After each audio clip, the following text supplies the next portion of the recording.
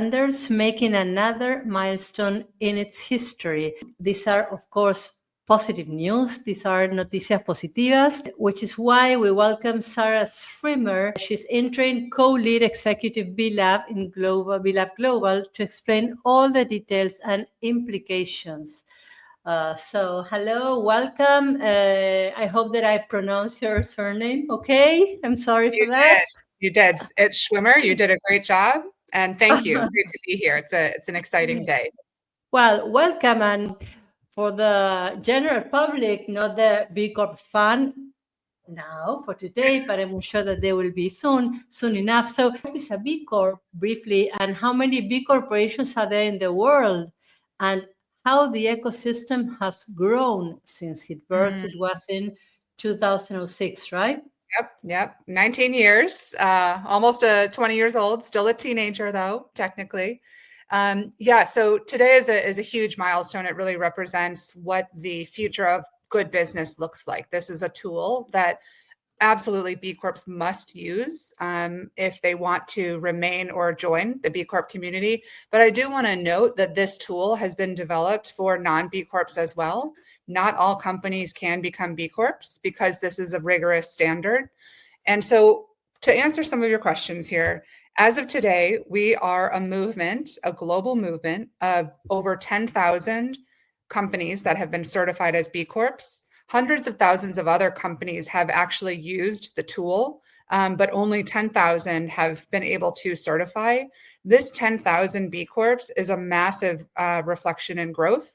We've more than doubled in size in just the last few years. And so we're really excited about taking this community with us and also adding to this community with these new standards. The community spans 100 countries around the world. And a figure that I think is really important and sometimes missed is that there are now 1 million people around the world who are employed by B Corps. And so there's a lot of learning and impact here in terms of us as workers. What does it mean to work at a B Corp versus a non-B Corp? What is a good job? What is fair work? And that's reflected in the standards. And I can share more on that if you like. Definitely the B corporations are the frame for the new kind of companies, know that many of especially the young people around the world has been demanded. So it's very interesting. And also I double click on the point that you said that there are a certain number, but many more companies that have been measured. So that means they're interested, they're wannabes, they may or might be not future B Corps, but they're in that path because of the tool. The impact assessment is free. That is very important. Everybody must know this. I like to say it many times because it's free. So you can just go there and just playing and measuring your impact now. So Sarah, today we are announcing the new standards. We will get there. But why is it important that B Corporation evolve continuously? Because this is the 7th edition, right? It is. Yeah. Yes, this is number 7, my lucky number personally. So it's important that the standards evolve because the world is evolving. We know that the way that business is done writ large, the way that shareholder primacy is prioritized in our current capitalist structure is just not working for the majority of us. It's not working for our planet either. And so these new standards are really about raising the bar of what good business means. And it marks the most significant shift in this global movement's now 19-year history. So what we really set out to do here, and this was a 4-year process in which we engaged stakeholders through multiple rounds, received over 25,000 inputs and pieces of feedback, again, from around the world. The goal here now in launching these standards today is that these provide a much clearer definition of not only what it means to be a B Corp, but also to serve as a roadmap for leadership, for business leadership on social issues, on environmental issues. And this point that you raised around, sort of continuous improvement, around evolution, something that's really interesting and exciting and new in these new standards is that is now built in to the new standard. So a company that certifies, when they come up for recertification, they need to be able to demonstrate improvement in their own business behaviors, and we'll measure that in a variety of ways. But I think that that's a really important differentiator from the previous version. And it really takes a nod to this point that we are not striving for perfection. We are trying to understand, what does good leadership in business look like? And how does that connect to profit? How do we prove this concept that you can be a business that prioritizes your workers, that prioritizes the impacts you have on the planet, and 5 other impact topics, and also be a profitable, resilient business? And now there are 10,000 companies around the world that are proving that that is exactly possible. So we can see the web page available and free for everybody online in numerous languages. And so you explain why they've been working so hard, and also the community has been working as well. But now I want to ask you how the new standards are raising the bar, because I understand that not only the content and a lot of new questions are coming along, but also like the logic, right? Because before the standard, you have to achieve 80 points and then you can become a B Corp. But now there's a whole new logic that is sustaining the change. That's right. So a few things that have changed. We are now, we've prioritized 7 impact topics. And so those are, available obviously publicly now. I'll name them as purpose and stakeholder governance. That remains core to this movement. There is an impact topic around climate action, around human rights, around fair work, environmental stewardship and circularity, justice, equity, diversity, and inclusion, and then government affairs and collective action. And your point around the scoring is a really important one. So one of the major shifts in this new standard is that companies will now be required to meet a minimum score across each of these 7 topics that you have here. Rather than in the past achieving just a cumulative score, they will be required to meet this threshold in each of these topical areas. And this really reflects a deep level of complexity, a deep amount of commitment that companies will need to undertake to remain and to join this community. And it is important because we know that in what good business looks like must take into account each of these rather than maybe 1 or 2. This isn't an option where you can pick or choose on a menu.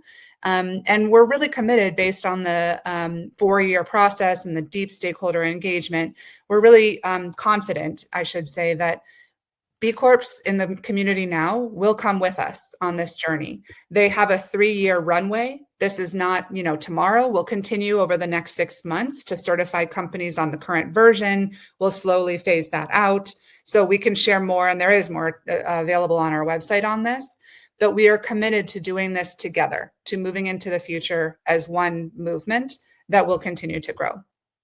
So a good brief could be that you're shifting to the desire of business models of impact business models, right? You could look at it that way. We do have impact business models. It's still in evolution on how the impact business model framework will be a part of the newly launched standard. I would look at these as just impact. There are specific topics and measures that we, outline in great detail in the standard itself. And so I think we can consider it, as impact topics with impact business models still to come. So that gives Latin America especially and developed countries like a little bit of break, right? In that there is some time here. We have time. I do want to say, though, that this is a global standard, and it's one of the things that's really unique about the standard and this global community. Even though it is a global standard, we did build the standard specifically to ensure that we're incentivizing the right sorts of behaviors for what good business looks like, but also that it allows space for contextualization in local regions. And so what, for example, the justice, equity, diversity, and inclusion, impact topic looks like in Argentina is going to be quite different than in Japan. And there is space within the standards for that local specificity while still maintaining truth to the overall goal of what justice, equity, diversity, inclusion could look like. Very interesting. So the context and the local particularities are being considered.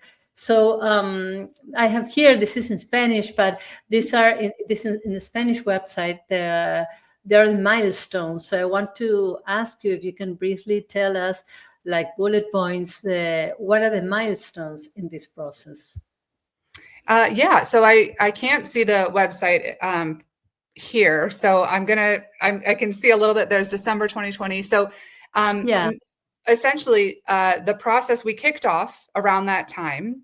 And we undertook, I think, at least 2 rounds of really deep stakeholder engagement. And that was with the current B Corp community.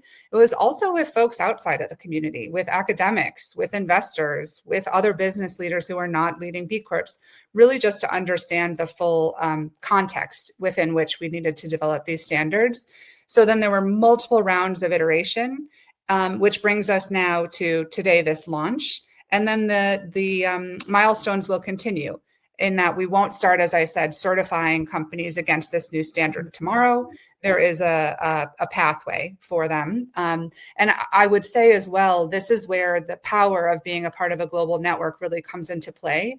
So in Argentina, for example, Argentina, Chile, Brazil, we are planning for a really big activation in about a month. And I can share more if helpful after this, but specifically around the climate topic.